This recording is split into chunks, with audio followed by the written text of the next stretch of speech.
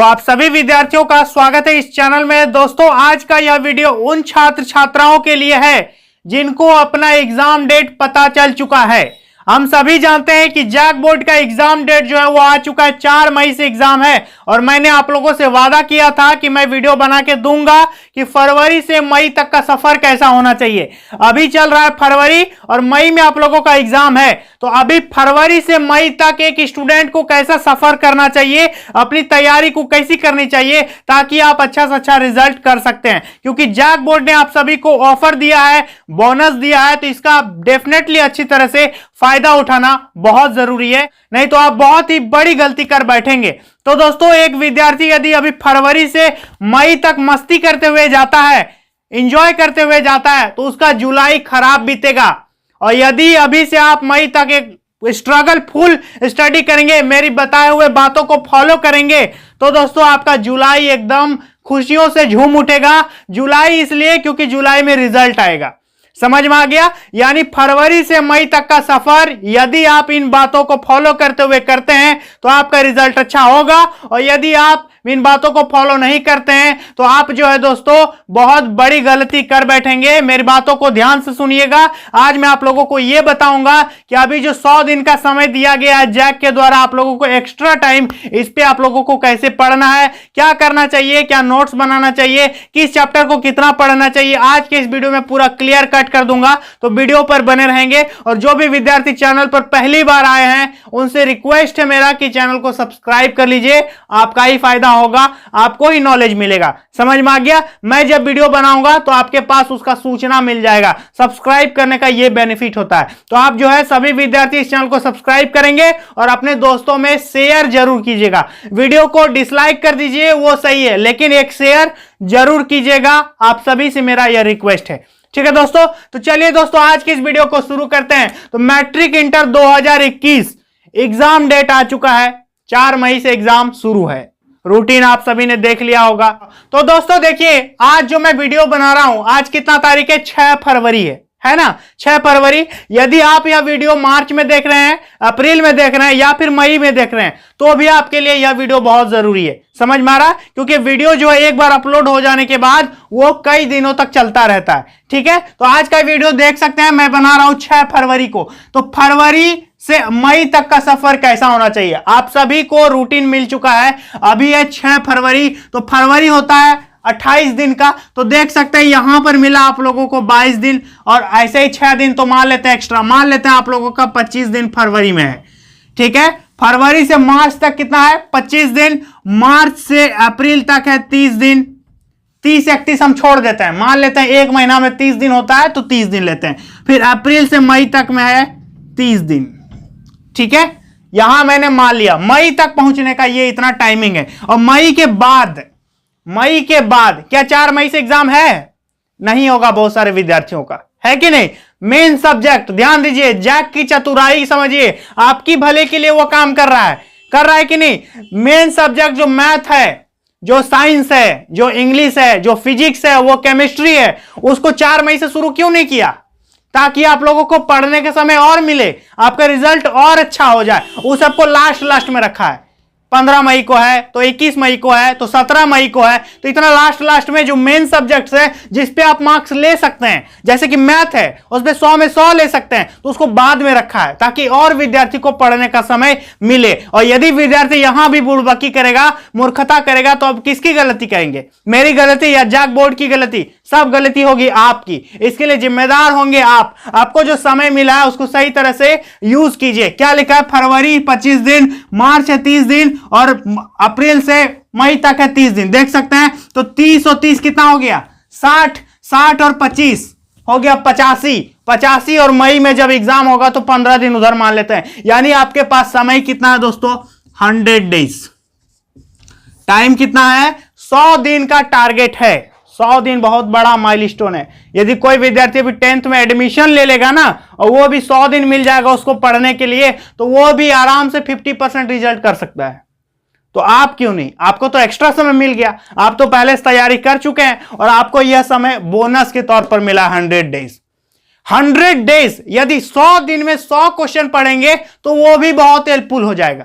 तो लेकिन ऐसा गलती क्यों करें हम? 100 दिन में कैसे इसको यूटिलाइज करना, यहां मैं आप लोगों को बताऊंगा कि क्या मॉडल सेट पढ़ना चाहिए, सैंपल पेपर कौन सा पढ़ें, सब चीज इस वीडियो में मैं आप लोगों को बता दूंगा। तो वीडियो पर बने रहिएगा। समझ में आ गया? वीडियो को लास्ट तक देखेंगे तब आपके लिए वीडियो फायदेमंद है। नहीं देखना है तो आप अभी छोड़ करके वीडियो को जा सकते हैं, मुझे इससे कोई दिक्कत होने वाला नहीं है। ठीक है, आज जो मैं वीडियो बना रहा हूं आप सभी के भलाई के लिए बना रहा हूं। तो आप सभी विद्यार्थियों से रिक्वेस्ट है कि इस वीडियो को 24 डिस्ट्रिक्ट्स में फैला देना है। सभी व्हाट्सएप ग्रुप में यह वीडियो होना चाहिए। सभी 24 जिले में इस वीडियो को फैला दीजिए ताकि जैक बोर्ड के हर विद्यार्थी के माइंड में ये चीजें आ सके कि अब मई तक हम लोगों को क्या करना है, क्या नहीं करना है। समझ में आ गया? देखिए 100 दिन का प्लान है। सबसे पहला पॉइंट, आपको समय पता है। अभी तक मैंने जितना भी वीडियो बनाया उसमें क्या था कि हमें समय नहीं पता था। एग्जाम कब है सर? मार्च में हो सकता है, अप्रैल में हो सकता है, 9 मार्च से है, 20 मार्च से है, अप्रैल में है, फर्स्ट वीक में। ये चल रहा था पहले कि इतना दिन को है, इतना दिन को है, ये है, वो है, ऐसे है, इतना तारीख को है। लेकिन अब क्या है? अब आपको पता है कि 17 तारीख को मैथ है, 22 तारीख को ये है, 23 तारीख को ये है, 4 तारीख को ये है। अब आपको कंफर्म पता है कि उसी दिन एग्जाम है, हमको वहां तक पहुंचना है। आप चल रहे हैं, आपके पास लास्ट टारगेट आपको मिल चुका है, आपका जो लक्ष्य है वो मिल चुका है। ठीक है, मान लेते हैं मैथ है 17 तारीख को, तो अभी से 17 तारीख तक कैसे हम चलें उस पॉइंट तक पहुंचने के लिए। समझ में आ रहा है? ये बहुत जरूरी है। तो सबसे पहला पॉइंट है, आपको समय पता है। इस बात को दिमाग में रखिएगा कि एग्जाम मई में है। जी नहीं, एग्जाम इतना तारीख को है मई में। इस बात को ध्यान रखिए कि इतना तारीख को मेरा एग्जाम है, मुझे ऐसे तैयारी करनी चाहिए। तो आपको समय पता है, समय को ध्यान में रख के जो भी करना है, समय को ध्यान में रखिएगा कि मुझे समय पता है। ठीक है, दूसरा पॉइंट, रिसर्च एंड प्लान। तो तैयारी अब कैसे करें 100 दिन में? तो ध्यान दीजिए दोस्तों, सबसे पहले करना क्या है कि रिसर्च करना है। अब रिसर्च कैसे करेंगे? मॉडल पेपर देखिए, सैंपल पेपर देखिए, प्रीवियस ईयर क्वेश्चन पेपर देखिए, या फिर जो भी आप कर सकते हैं कीजिए।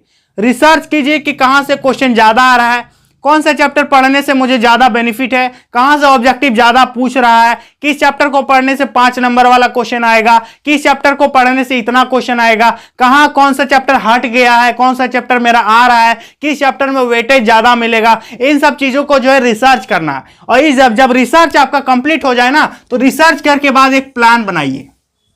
अब प्लान बना करके आपको तैयारी करनी होगी। ऐसे एकदम बिना अंधा बन के आप लोगों को तैयारी नहीं करना है, कि प्लान बना के करना है। एक अच्छी स्ट्रैटेजी होनी चाहिए आपकी तैयारी के लिए। तो प्लान कैसे बनाएंगे? जैसे कि मान लेते हैं आपका मैथ है, तो मैथ में आपको सबसे पहले ये टारगेट बना लेना है कि मुझे 90+ मार्क्स चाहिए।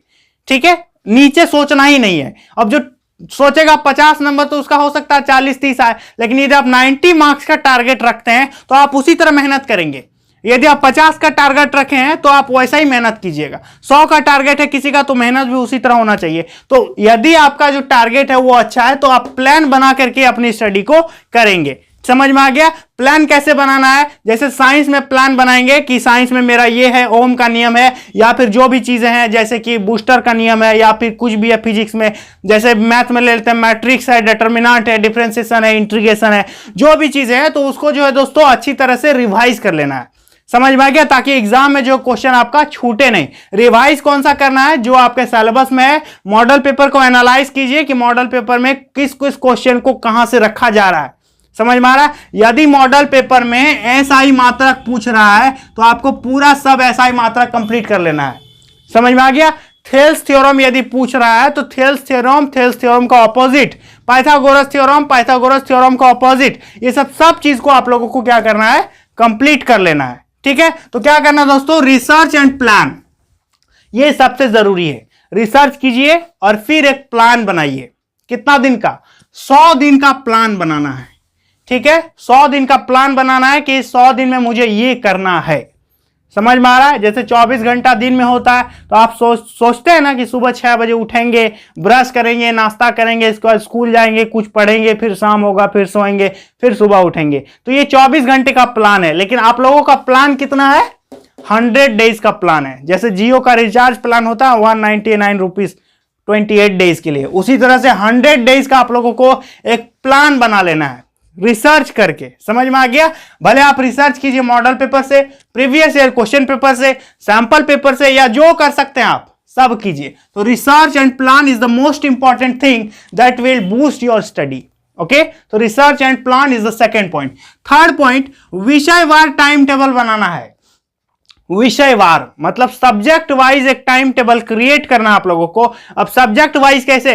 अब किसी विद्यार्थी को मैथ बहुत आसान लग रहा है लेकिन सोशल स्टडी पहाड़ लग रहा है, तब उसको क्या करना होगा? सोशल स्टडी में ज्यादा टाइम देना होगा। तो अब जो है दोस्तों, आप लोगों को एक टाइम टेबल बनाना है। ठीक है, एक टाइम टेबल क्रिएट करना है कि जैसे आप यदि 12 घंटे पढ़ते हैं तो उसको 4-5 पार्ट में डिवाइड करके एक टाइम टेबल बनाइए कि जो सब्जेक्ट मुझे हार्ड लगता है, ठीक है, जो सब्जेक्ट आपको हार्ड लगता हो उसको ज्यादा समय देना है, और जो सब्जेक्ट लग रहा है कि हम इस पे हैं, सफिशिएंट है, कर सकते हैं, उस पे थोड़ा सा समय कम कर दीजिए, है कि नहीं। अब जैसे 12th वाले विद्यार्थी हैं तो जाहिर है उनका फिजिक्स केमिस्ट्री थोड़ा सा टफ ही है, तो उनमें फिजिक्स केमिस्ट्री को आप लोगों को ज्यादा समय देना होगा। मैथ क्या है, उस पर प्रैक्टिस करते रहना, लेकिन फिजिक्स केमिस्ट्री में क्या है कि जितना भी फिजिक्स केमिस्ट्री में जाहिर चाहता है कि इसका व्यंजक प्राप्त करें। क्वेश्चन आप लोग को इसी में विद्यार्थी फंस जाता है, कहता है कि एकदम बूस्टर का नियम लिखें, एम्पियर का परिपथी नियम लिखें और फिर व्यंजक प्राप्त करें। तो क्या करना होगा? इसके लिए याद करना होगा, प्रैक्टिस करना होगा, लिख करके याद करना होगा। तो मैं क्या बता रहा था यहां पर कि विषयवार टाइम टेबल बना लेना है। आपको जो भी समय लगे, सब विद्यार्थी का परेशानी अलग होता है। कोई विद्यार्थी मजदूरी करके पढ़ता है, कोई ऐशो आराम के साथ रह के पढ़ता है, तो सभी विद्यार्थी की परेशानियां, सभी की वीकनेस, सभी की स्ट्रेंथ जो है वो अलग होती है कि नहीं। तो अपने अपने अनुसार आप लोगों को एक समय सारणी बना लेना है, अपने अपने हिसाब जो है, अपने हिसाब से एक पढ़ने का टाइम टेबल क्रिएट कर लेना है कि मुझे इस टाइम में इतना पढ़ना है, मेरे पास 100 दिन ही बचा है ना। डेली हम 4 घंटा पढ़ेंगे तो मेरा मैथ का जो प्रॉब्लम है वो खत्म हो जाएगा, डेली 2 घंटा पढ़ेंगे तो मेरा फिजिक्स का प्रॉब्लम खत्म हो जाएगा। तो इस तरह से आप लोग को क्या करना है, एक टाइम टेबल क्रिएट करना है अकॉर्डिंग टू योर टाइम। अपने समय के अनुसार आप कुछ भी करते हैं, अपने समय के अनुसार एक सब टाइम टेबल बनाइए कि आप मुझे टाइम टेबल बना के पढ़ना होगा। सिर्फ मैथ पढ़ते रहें तो सोशल साइंस खराब हो जाएगा, साइंस पढ़ते रहें तो हिंदी खराब हो जाएगा। इस तरह से सभी सब्जेक्ट को इक्वल प्रेफरेंस देते हुए एक टाइम टेबल बना करके पढ़ना है। आप समझिए कि आपके मेरा प्रॉब्लम ये है तो हम इस पे ज्यादा ध्यान देंगे, ये मेरा थोड़ा अच्छा है तो इस पे कम ध्यान देंगे। तो ये चीजें याद रखनी है कि एक टाइम टेबल आप लोग आज ही से बनाना शुरू कर दीजिए, और यदि रिक्वेस्ट रहा तो मैं टाइम टेबल आप लोगों का बना करके दे दूंगा, ठीक है। लेकिन प्रॉब्लम यह है कि ये टाइम टेबल सब में काम फिर नहीं करेगा, सब विद्यार्थी का अलग अलग प्रॉब्लम होता है। तो देख सकते हैं टाइम टेबल आप लोग बना लीजिएगा, ठीक है। देखिए अगला पॉइंट है दोस्तों, शॉर्ट नोट बनाना है मॉडल पेपर के अनुसार। अब शॉर्ट नोट कैसे बनाएंगे? देखिए जैसे मॉडल पेपर में एक क्वेश्चन रखा गया है, सोशल साइंस का मान लेते हैं कि चावल की खेती के लिए उपयुक्त भौगोलिक परिस्थितियों का वर्णन कीजिए। तो इस क्वेश्चन को कैसे याद रखेंगे? तो आप लोगों को मॉडल पेपर का वह क्वेश्चन लिख लेना है और नीचे पॉइंट दे देना है, शॉर्ट पॉइंट देना है। ये पॉइंट कोई चेक नहीं करेगा, समझ में आ रहा है, किसी को दिखाना नहीं है, आपको कैसे याद रहेगा उसको दे दीजिए। यदि ए लिखने से आपको भारत याद रहता है तो आप अपने नोटबुक में ए लिख दीजिए।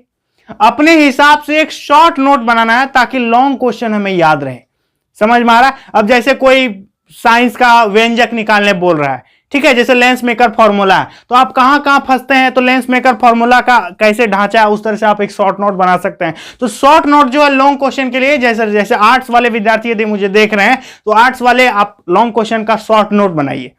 अब क्वेश्चन कहां से मिलेगा? मॉडल पेपर से। मॉडल पेपर का एक भी क्वेश्चन छूटना नहीं चाहिए, बहुत क्वेश्चन सेम टू सेम आएगा मॉडल पेपर से। मैं ये गारंटी के साथ कह रहा हूं कि जो क्वेश्चन पूछा जाएगा 2-4 क्वेश्चन आप लोग को ऐसा मिलेगा कि मॉडल पेपर से सेम टू सेम आ गया है, तो आप बहुत मिस कीजिएगा उस जगह। इसलिए मॉडल पेपर को एकदम सॉल्व करना बहुत जरूरी है, ठीक है।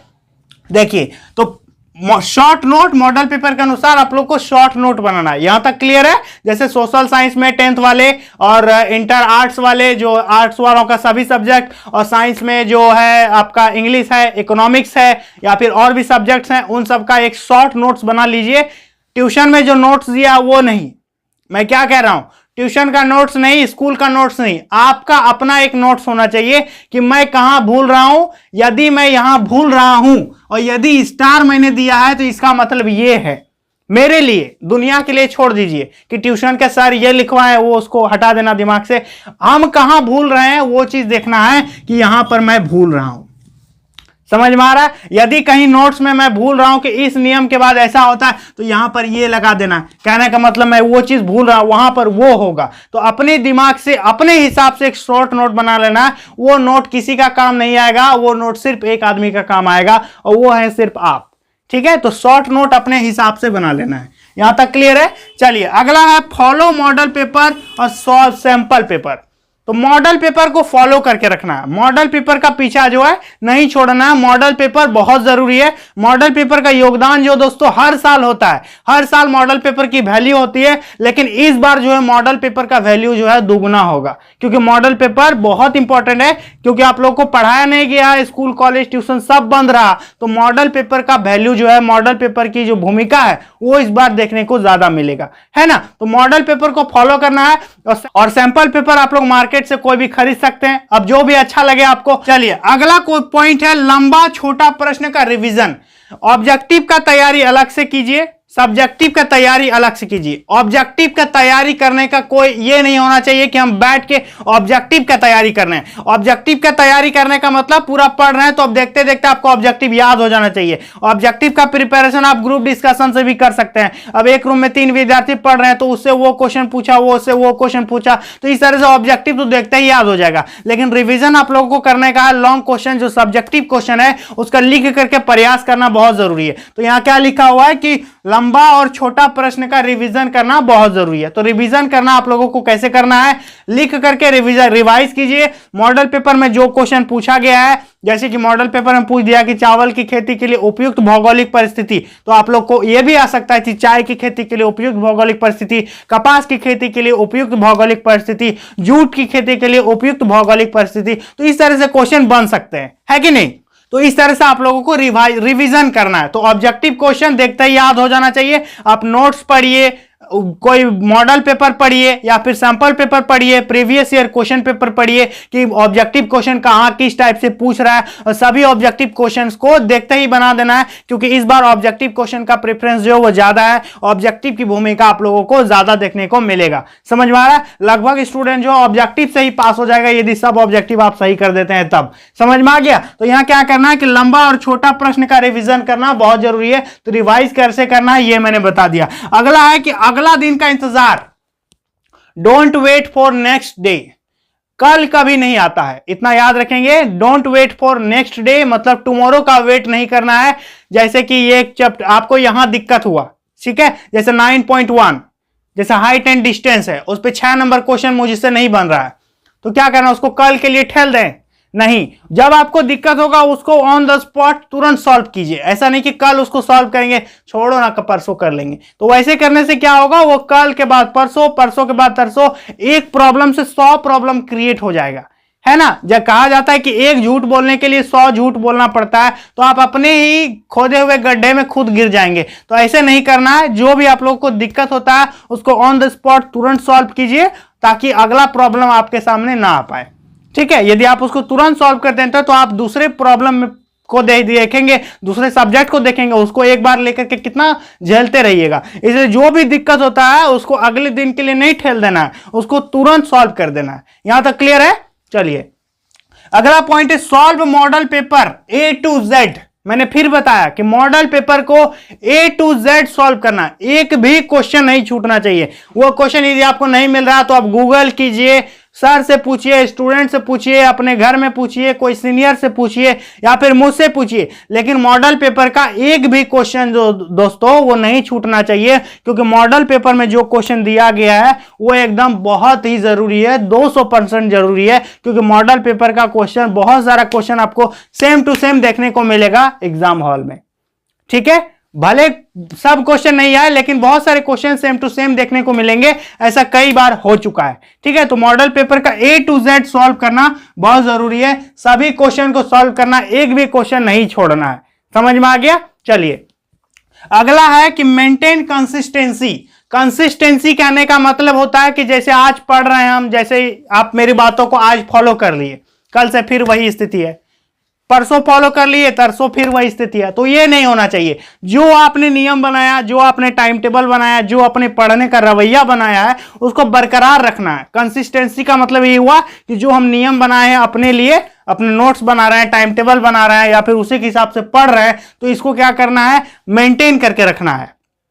ऐसा नहीं कि आज पढ़े 2 घंटा, कल पढ़ रहे हैं 10 मिनट, तो ये गलत बात है। तो कंसिस्टेंसी के साथ जो अपनी स्टडी को बरकरार रखना है। कंसिस्टेंसी एक्सपीरियंस देता है और एक्सपीरियंस आपका रिजल्ट देता है, ठीक है। तो कंसिस्टेंसी के साथ maintain consistency is the most important thing. तो कंसिस्टेंसी को बनाए रखना है, मतलब जो आप कर रहे हैं उसको रेगुलर करना है। कंसिस्टेंसी का मतलब ये होता है कि जो हम कर रहे हैं उसको रेगुलर करना है, बारंबार करते रहना है, बीच बीच में छोड़ नहीं देना है। यहां तक क्लियर है? चलिए अगला पॉइंट है कि make your target in main subject. Make your target in main subject. तो 10th वालों का मेन सब्जेक्ट क्या है? जैसे कि मैथ और साइंस, सोशल साइंस, इस सब में क्या है कि आप अच्छा से अच्छा स्कोर कर सकते हैं, 100 आउट ऑफ 100 ले सकते हैं। तो इस सब सब्जेक्ट पर जो है ज्यादा फोकस करना है, क्योंकि इस पे आप अपना स्कोर ज्यादातर कर सकते हैं। तो मेक योर टारगेट मतलब मैथ में टारगेट बना लेना है कि हमको 95 लाना है, तो 95 के लिए वैसा मेहनत करना होगा। साइंस में 95 लाना है तो 95 के लिए वैसा स्ट्रगल करना पड़ेगा। लेकिन हिंदी इंग्लिश में क्या है कि आप यदि 100 का टारगेट रखते हैं, 95 का टारगेट रखते हैं, तो आपका मार्क्स कितना आएगा? 75, 76। लेकिन मैथ और साइंस ऐसा सब्जेक्ट है जहां पर आपको फुल आउट ऑफ फुल भी मिल सकता है। तो उस सब सब्जेक्ट को, जो मेन सब्जेक्ट है, उस पर टारगेट बना लेना है। 12th वालों का एक टारगेट होता है कि physics, chemistry, math, English, economics में, तो हम मैथ में 100 में 100 लेंगे। मेरा सब मैथ में सबसे ज्यादा आएगा। ये सब विद्यार्थी के दिमाग में है कि नहीं, ये बताइए। 10th के विद्यार्थियों का दिमाग में होगा कि मेरा मैथ में सबसे ज्यादा आएगा, किसी का दिमाग में होगा कि मेरा साइंस में सबसे ज्यादा आएगा। तो मेन सब्जेक्ट का एक टारगेट सभी विद्यार्थी डिसाइड करते हैं। तो उसी तरह से आप लोगों को भी एक मेन सब्जेक्ट जो है उस पर टारगेट फोकस करके डिसाइड कर लेना है, ठीक है। चलिए अगला पॉइंट है कीप योर सेल्फ मोटिवेटेड, यानी अपने आप को जो है मोटिवेट रखना है, डिमोटिवेट नहीं कर देना है कि अरे 9 मार्च से ही सही था, 4 महीना 3 महीना बढ़ गया एग्जाम, अब क्या होगा और पढ़ना पड़ेगा। ये मूर्ख स्टूडेंट कहते हैं ऐसा। ये क्या है कि गलत है। आप लोगों को टाइम मिल गया तो इसको एनहांस कीजिए, अपने स्टडी को, अपनी स्टडी को बूस्ट करने का समय है, सोचने का समय नहीं है। अपने आप को मोटिवेट रखना पड़ेगा, समझ में आ गया, ताकि आप लोग अच्छा से अच्छा रिजल्ट कर सके। तो दोस्तों इन पॉइंट्स में था आप लोगों को क्या क्या समझ में आया, क्या क्या नहीं समझ में आया, मुझे कमेंट करके जरूर बता दीजिएगा। और इस वीडियो को यहां तक कौन कौन देख के आया है, एक नीचे कमेंट करके जरूर बताएंगे। और आप यह वीडियो कहां से देख रहे हैं मुझे कमेंट करके जरूर बताइएगा। तो मिलेंगे दोस्तों नेक्स्ट वीडियो में, तब तक के लिए बहुत बहुत धन्यवाद। इस वीडियो को शेयर जरूर करेंगे, लाइक नहीं करना है मत कीजिए, लेकिन एक शेयर होना चाहिए इस वीडियो का, ताकि हर विद्यार्थी तक यह वीडियो पहुंच सके। चलिए दोस्तों आज के लिए इतना ही, मिलेंगे नेक्स्ट वीडियो में, तब तक के लिए बहुत बहुत धन्यवाद।